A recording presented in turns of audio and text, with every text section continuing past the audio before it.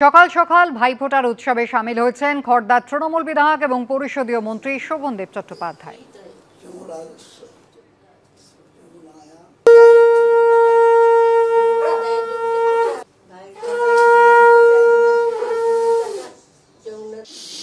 ভাইফোঁটাটা আমাদের কাছে এতটাই আবেগের।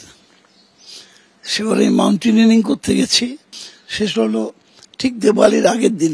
এখন আমাকে তো আসতেই হবে কলকাতায়, কিন্তু কোনো নেপালি ড্রাইভার আসবে না।